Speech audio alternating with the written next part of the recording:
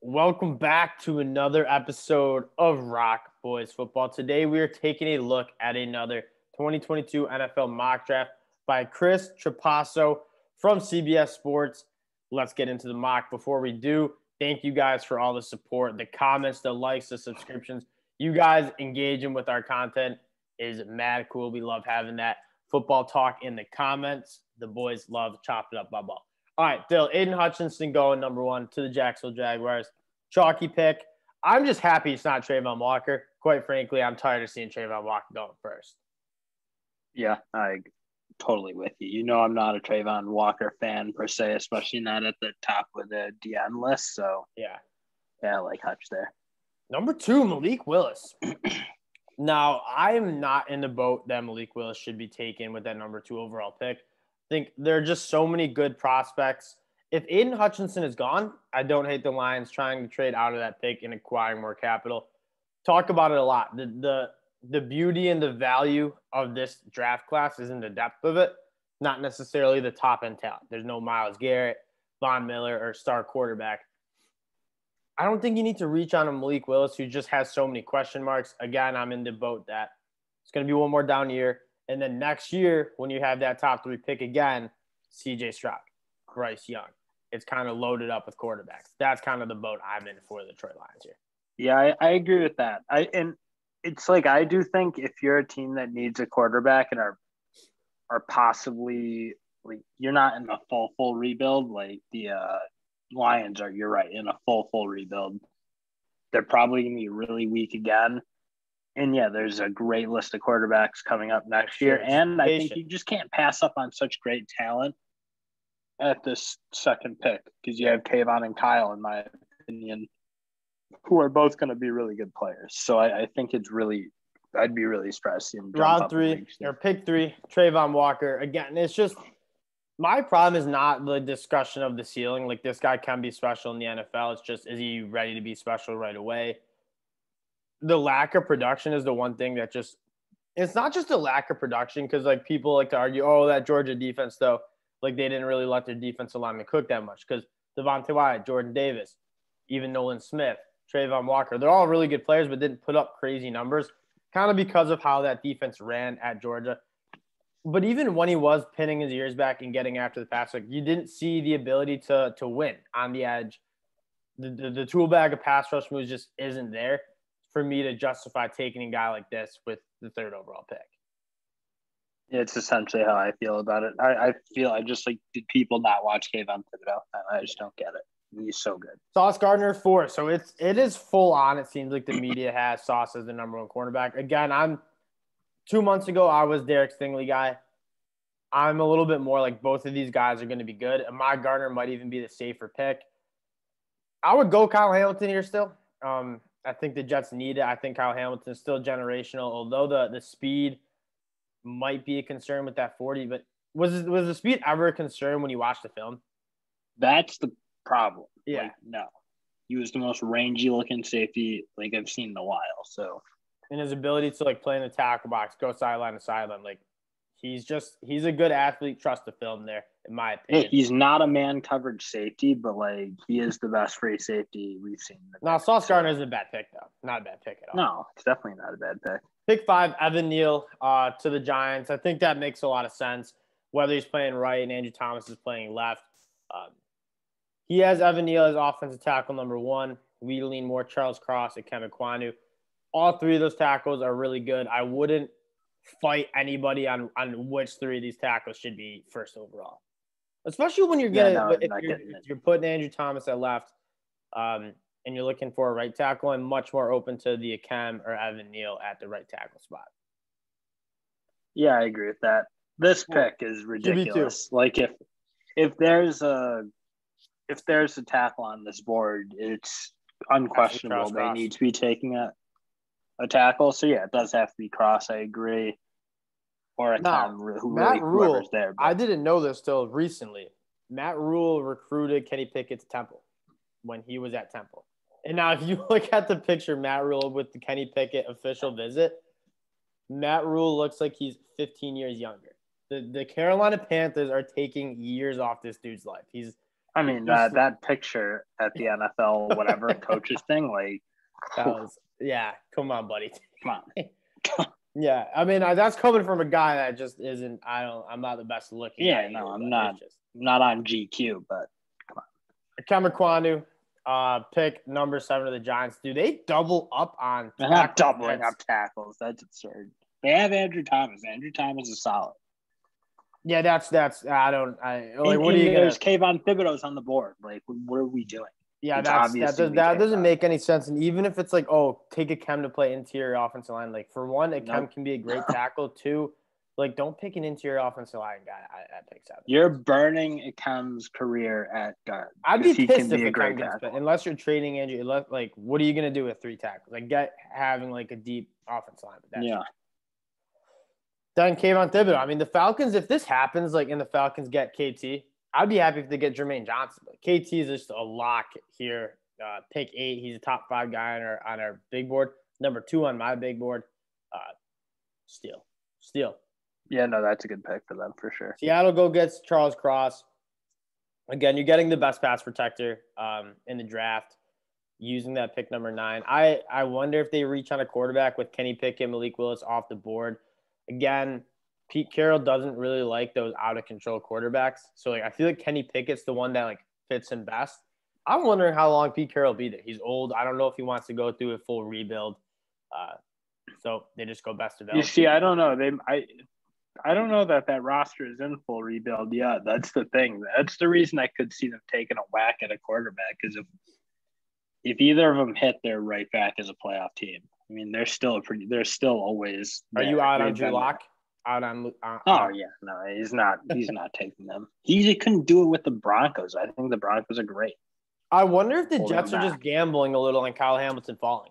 Because, like, if Kyle Hamilton, which he certainly could, because, you know, the NFL nerds, the analytic nerds are going to be like, oh, he ran a 4.7, he's slow, he can't. Yeah, but don't you think there's a way better chance that either Stingley or Ahmad falls than Kyle? That's a good point. That's a very good point.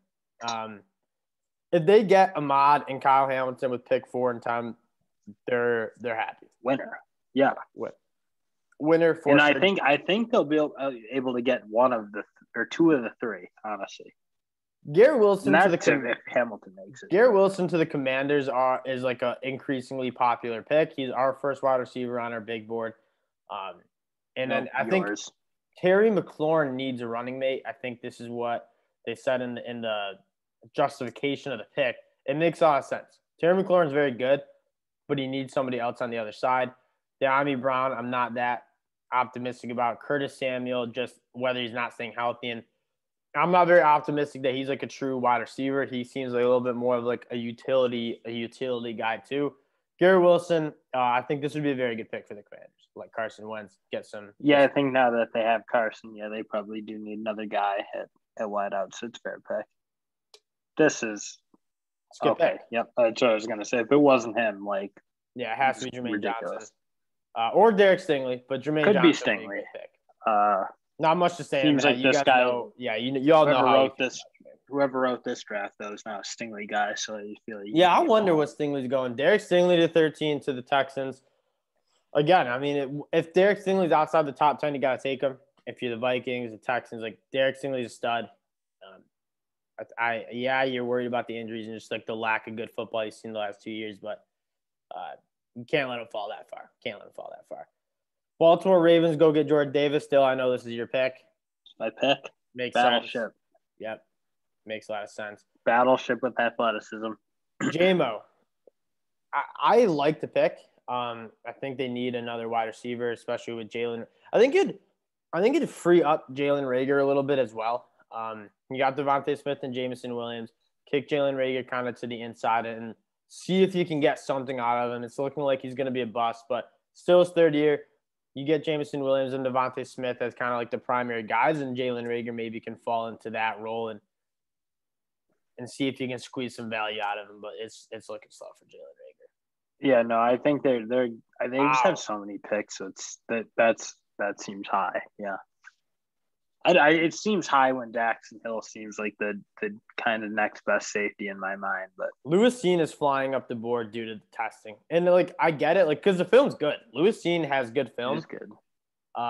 and then you saw him back it up with testing. I still think this is a little high. Like from a pure film standpoint, I think Dax Hill's a better player. I do like Lucine a lot. Pick 17, Trevor Penning, Dill, rip it apart. Yeah, okay, you want to draft a guard for like this high, you draft a guard, fine. Dill is I think that's crazy. They're in a tough spot. I think they're in a tough spot here because they do need a right tackle so bad, and I don't know who they should if they went up, take a Ryman or any of the other tackles outside the top three, it's too high. But it's like, why don't you just go get an interior off defense lineman? Jordan Davis is probably fair. Devontae Wyatt's on the board. There's some guys. Get Wyatt. Pick 18, Chris Olave. I love it. We're big Chris Olave fans. Jameson Winston back. Mike Thomas, you think will be back. Now we got two duos of Buckeye wide receivers with Terry McLaurin and Garrett Wilson. Mike Thomas, Chris Olave. Two very good route runners, especially in that intermediate range. Although Chris Olave has a little bit of value with over-the-top burners. Kind of provides a little bit more of a sparking. I love Chris Olave. I love Chris Olave in a spot where he'll be wide receiver 2 to start his career off. Whether it's in LA. Oh, yeah, it's offensive. I think you can plug him in and be the top dog. I personally think he is far and away the best wide receiver in this draft. I think far and away over Garrett Wilson? How? Why? He's dominated for 4 years, and nothing is wrong with his game.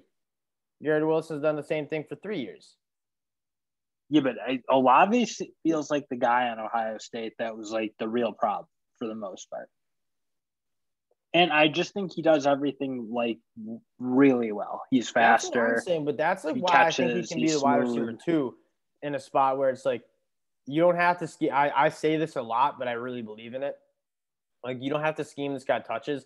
You can put him wherever you want on the football field, and he's going to win and get. Well, why is that wide out 2? Because you're wide receiver 1, you're scheming up a lot. Like you're designing your offense to get him touches, whoever the wide receiver 1 is.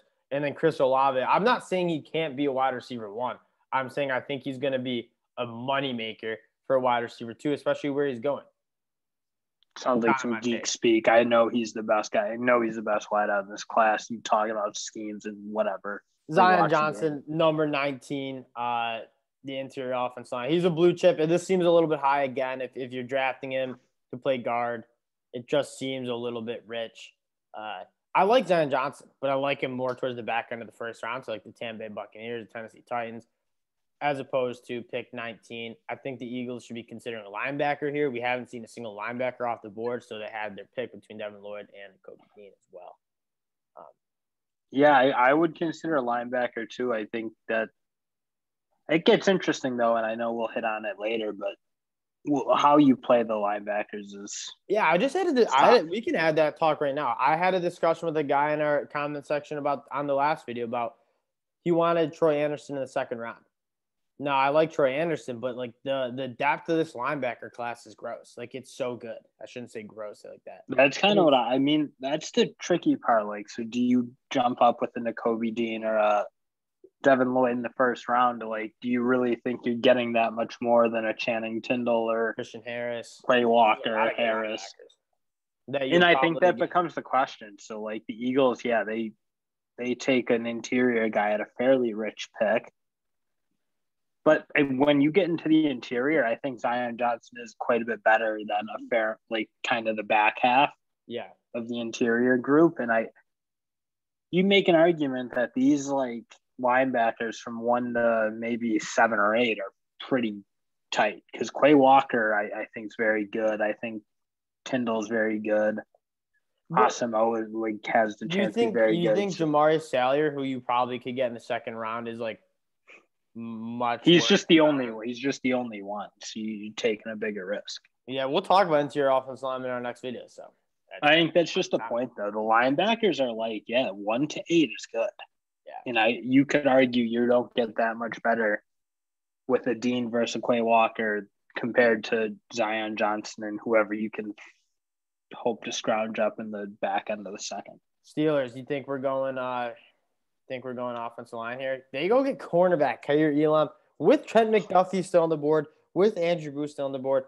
I think Kaiir Elam and Andrew Booth are very head and shoulders. Like, I wouldn't go to bat for either one of them, but I do think Trent McDuffie is the pretty clear cornerback 3 in this class. So I'd probably disagree with the pick from that standpoint. As a Bills fan, I hope Trent McDuffie's there at 25. So we'll see if the Bills can get him at 25. I think they should know they need a Tyler Linderbaum or Kenyon Green because that offensive line was brutal. And especially, you want to be able to run the ball with Najee Harris. Boye Mafe, a guy that we, the ROC Boys, don't love. Here's my take on Boye Mafe, and I said it. If you guys are repeat listeners, I apologize for making you listen to this twice. Boye Mafe, everyone calls him, he's a freak athlete. Freak athletes don't stay in college for 5 years. This was his 5th year, and he was good. The film's solid, but I don't think it's first round film. That's the right word, is solid. And that's the right word. You don't take a solid guy with the 21st overall pick, especially when you have the linebackers. You have a few more wide receivers on the board. I don't know. I don't love the pick. That's the problem. I mean, you need to have shown moments of real greatness, and I just don't think out of him you saw it. So I don't know how you're taking him in the first round, or really even the second or third, honestly. And then you still have, so the Packers take Logan Hall, who I don't have a first round grade on. I have kind of a late on second round grade on. Logan Hall's a little bit, he's versatile, but I also am worried about the tweener in him because I don't think he has good enough bend to play edge at a super high level. And then he's just not big enough to play inside. He does play with good pad level. I think you can put 30 pounds on him, no problem, though. He carries it well. 280. That's what I'm saying. You put 30 pounds on, he's 6'2". He came into Houston at 230. He's 280. He looks solid. And he plays with, he's 6'6", but plays with good pad level, plays with good leverage. I like the player. He's an elite inside pass rusher. So, but there's I don't know. I think Perrion Winfrey's more elite personally. I think Devontae Wyatt's a better pick. I think there's a couple guys who I think George Karlaftis is still on the board. So if you're looking for him to play edge, I think George Karlaftis is probably better. It's not as much I hate Logan Hall as much I think there's just better players on the board. I also just wouldn't even be going defensive line. You need to address the wide receiver position. You have Drake London still on the board, who I'm not a huge fan of, but he's better than Alan Lazard. So you also have Dotson, who's sick. Jahan Dotson's still on the board. Jahan Dotson. There's plenty of good wide receivers on the board, and that's easily, I think, the most position of need. You're reaching on a guy that you might even be able to get in day 2. George Karlaftis off the board at 23. They need to kind of revamp that edge position. George Karlaftis still there. If I'm the Cardinals and I see them pick Logan Hall at 22, jumping for joy in the control room and turning in that George Karlaftis pick. Yeah, no, that's fine. 24, the Chiefs trade up and they get Drake London. So the Packers kind of get boned here a little bit because they're probably waiting on a Drake London maybe to fall to the next pick. That's what the Packers need to be worried about. And the Chiefs need to be worried about it picking at the end of the first round. There's a little bit of an arms race. Both those teams have 2 picks in the first round, and they both need a wide receiver really badly. And there's probably going to be 3 gone, and Chris Olave, Jameson Williams, and Garrett Wilson. So it's kind of a race for the Treylon Burks, the Drake London, the Jahan Dotson, the Sky Moore, whoever you have in that group. Chiefs win the arm. I mean, this is a team that needs the wide out. I think he does. He brings also a little something different than what they have, which is basically McCole Hardman type, Pringle type, guys who are more just fast players, not as much wide receivers. So maybe he does add a new element that they probably use, although Travis Kelce handles that load. I think Drake London and Travis Kelce have very similar games. They catch the ball in tight windows. I want them to draft more of a separator, a guy who can run routes at a clip. Because I think when the Chiefs got into trouble, it's Pat Mahomes is trying to do too much, not getting the ball out on time, and that's partially because that's how that offense works. That offense works through backyard football, scramble drills, Tyreek Hill kind of making stuff up as he goes. And they were special enough to make that happen. I think they'd really benefit from Chris Olave. If Chris Olave is there at 21 with the Patriots, I think the Chiefs should be kind of trying to move up there. I think Jahan Dotson would be another fit. Yeah, especially with all those picks now. I'm more in favor of trying to get a guy who's a little bit more just a cleaner route runner, like a Devonta Adams, Cooper Kupp guy, as opposed to a freak athlete who can kind of play a little bit more backyard football, so to speak. That's kind of my take on what I think the Chiefs should be looking for in that wide receiver that I think they'll be taking in the first round. Andrew Booth to the Bills. I don't hate we need a cornerback. At least it's not Breece Hall. The last mock we took a look at. It should be McDuffie, though. It should be McDuffie. I think it's a perfect fit. McDuffie is great in zone coverage. That's what we like to run in Buffalo. I like Andrew Booth. He's a good player. And if Andrew Booth's available, the only difference is you maybe get a bigger, more physical guy, whereas opposed to Trey White is very much not a physical corner. So if you do want to add some of that, Andrew Booth is he's big, but I don't even think he's that overly physical. And you saw those NC State bigger wide receivers kind of get to him a little bit. I like Trent McDuffie's game. I think he's overall a better player, and it's a better fit. I would be going Trent McDuffie here. Pick 26, Kenyon Green. This makes sense. This just makes sense. You want a road grader. Kenyon Green's probably the best human mover in the first round. I think you go Linderbaum or him, but he's a fine pick. Devontae Wyatt. This is I'm very intrigued to see what the Bucs do because they obviously Todd Bowles is taking over. They'll probably go defense, I think. And it's just you pair him up with Vita Vea, it's gonna be a force to be reckoned with. Devontae Wyatt's a guy I don't know. I feel like I just maybe missed the boat. Have you gone back and watched the film yet, or no? You said you would.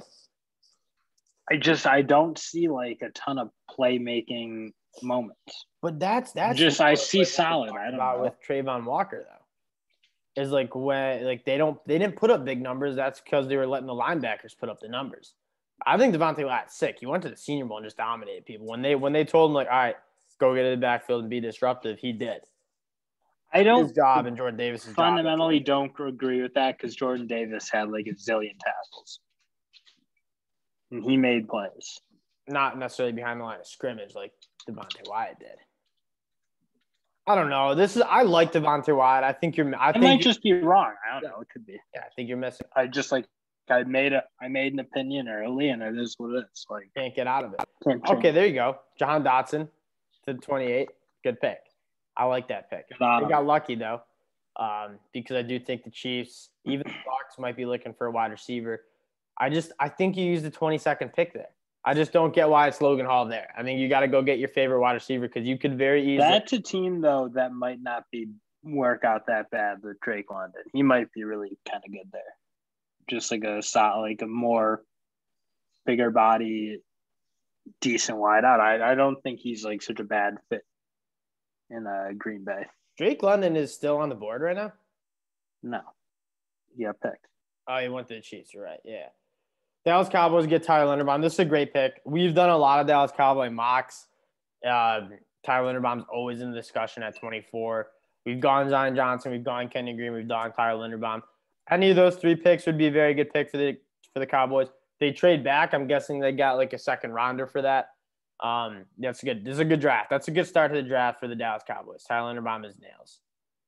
Pick 31, our guy, Arnold Ebiketie. You won't find a better player who's just not getting talked about enough. He's starting to make his way up the boards, but he is. And his film is as good as anybody. He's so good. I don't even know if there's anybody who had easily besides Aidan Hutchinson easily better film this year than Arnold Ebiketie. Good against the run, 18.5 tackles for loss, 9.5 sacks. He's a very refined pass rusher. He uses his hands extremely well. As a Temple transfer, I think people are worried about the high-end athleticism, but he tested pretty well. So it's he's checking boxes. I wonder how high he goes. Yeah, I'm not hating on him in the first round. I think he certainly deserves that conversation. So yeah, he's a little undersized. Chiefs need that position. Bengals go get Trent McDuffie. It's a good pick. That's your move. Go the corner, not the O-line. Yeah, I think people are losing that ever since they got Lyle Collins. They're not they need to draft an offensive lineman. I think they still could. I'm not a huge Jackson Carman fan, never really was. So I think you could get better there. But Trent McDuffie on the board. One of those guys, Andrew Booth, Kaiir Elam, Trent McDuffie, will be on the board. And I think that's who you got to go with at 31. Last pick of the draft. The first linebacker off the board, Chris Trapasso. Finally, we don't have many Nakobe Dean guys in the camp anymore. Where they're deserting, going. Well, to he is Devin not Lloyd. in that camp.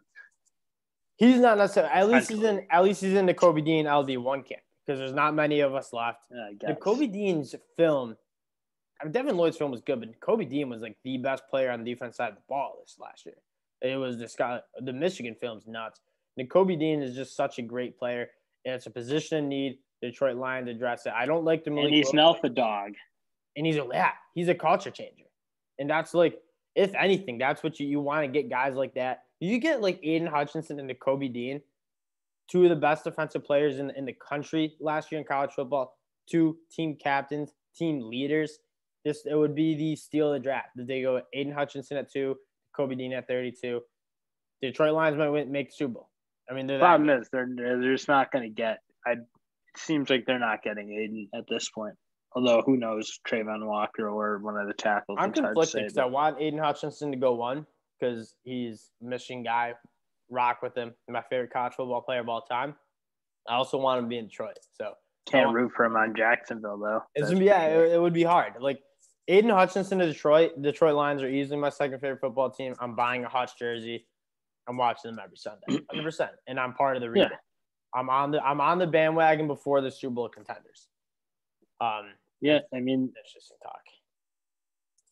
Kobe Dean, and that wraps up. That's tough. Again, it goes back to the linebacker. I feel like if they really don't get picked, even if I was the Lions, I'm not taking another at this point.